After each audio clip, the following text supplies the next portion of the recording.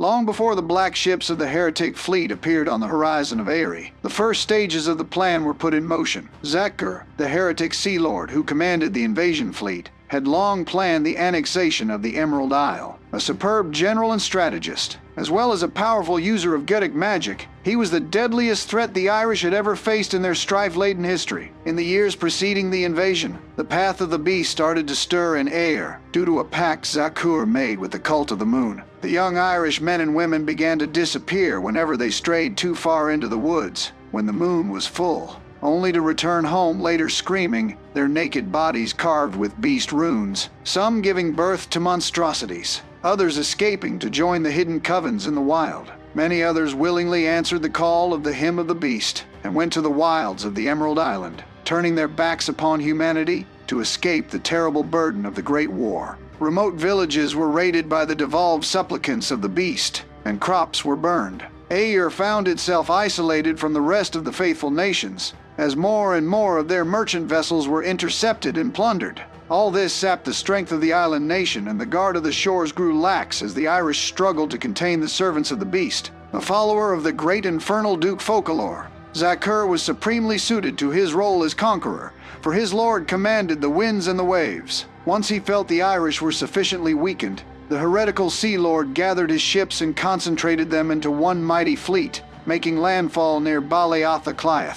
He achieved almost total surprise, with his expeditionary force bringing the mighty heretic artillery on land unhindered. As the Irish gathered their forces to defend their shores, Zakur unleashed the next stratagem of his master plan. With an enormous blood sacrifice of captives, enough Getic power was unleashed to open the long-dormant Hellgate of the Lake, Pol and Ifrin, bringing the armies of the court to support their heretic invasion forces. Caught between two forces and harried by the horrors of the Path of the Beast, raiding their supply columns, the army of Éire was routed, and the High King Muradoc fell in battle. Zakur took the crown of Ireland from his severed head and claimed the island by the right of conquest. With the field army of Éire gone, the coastal cities fell to the invaders. Beelcebu, Loch Garman, Dún Canaan, Cloan Miala, Luimniac and Gaiam were taken, as well as many other towns and cities. The cathedrals, churches, monasteries, abbeys, and shrines of the saints were razed to the ground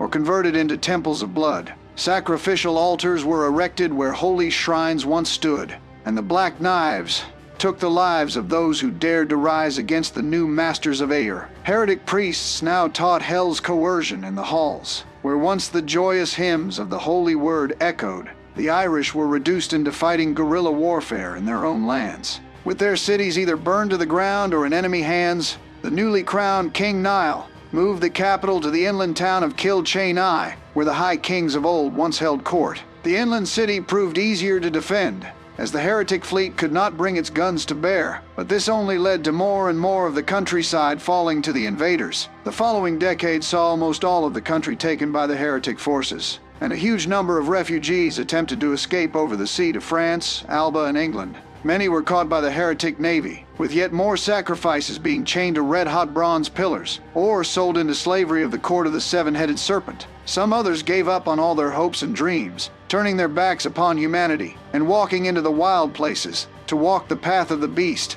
only to return as devolved creatures to prey on those they once called their countrymen. As the war roiled across the Emerald Isle like a storm of death, it was as if a huge snake inexorably swallowed its living prey whole, while most of the world simply watched. With their fleet lost to them in the Battle of the Bloodied Cliffs, England was unable to intervene in the war, despite the obvious danger of Éire falling to the infernal powers and giving the heretics an ideal base for launching a full-scale conquest of the island of Britain itself. Only the Crown of France still sent reinforcements to support the Irish. The rest of the faithful coalition offered little more than prayers. However, the Duke of New Antioch sent his own bodyguard to aid the Irish, with a message saying that Éire needed them more than even the home of all our hopes. As a young queen, Brigid rose to the throne in 1890, after her father was killed in the front lines by artillery witch coven bombardment. By this time, it seemed all hope was lost. In most maps drawn in Europa, Éire was shown as part of the heretic domains,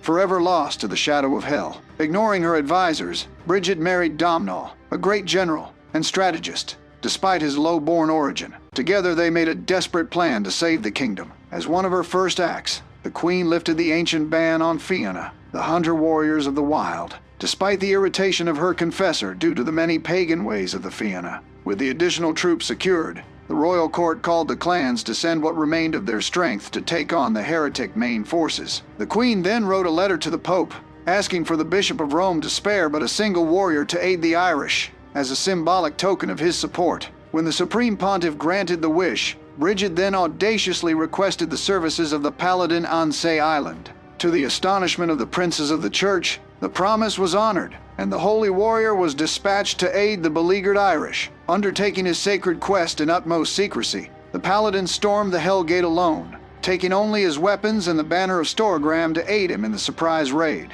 After receiving information that Zakur the Conqueror was aboard his flagship Hymn of Obscenity, a raid by the flying columns of Fianna was sent to cut off the head of the snake. How the Fianna were able to learn the heretic passwords, and how they managed to fool the beast guard of Zakur is unknown. What is known, however, is that against all odds, the Fianna succeeded. The mighty behemoth warship was sunk when its ammunition cache was blown up by a Fianna berserker who carried a barrel of explosives through a hail of bullets. The great heretic conqueror was killed in the explosion that took out several other battleships. Though a huge blow to Hell's forces, this alone would not have changed the course of the war. But from the south came the news that Paladin Anseis had succeeded in his mission. The irreplaceable armor of Anseis had been torn and his eye lost in battle, but the Hellmouth collapsed behind him as he emerged from the inferno, bloodied but victorious. Without their leader, and cut off from their allies of the court of the Seven-Headed Serpent, the heretic forces were thrown into turmoil. This was the moment the Irish had been waiting for. The Queen's consort Domhnall led the Irish forces in a campaign that swept the invaders into the sea in a series of brilliant battles. Their losses were horrendous. More than 3/4 of the Irish forces perished before the heretics were defeated, and only thanks to the Fianna keeping the path of the beast at bay, they managed to secure enough supplies to keep the army on the field. Not one of the Duke's bodyguards survived the campaign, and to this day the Irish send their expert skirmishers to aid New Antioch in their memory. All in all, the invasion cost the lives of half of the population of Éire due to fighting, famine, and people fleeing the island. It acts as a stark warning to the faithful on how close they all are to utter ruin.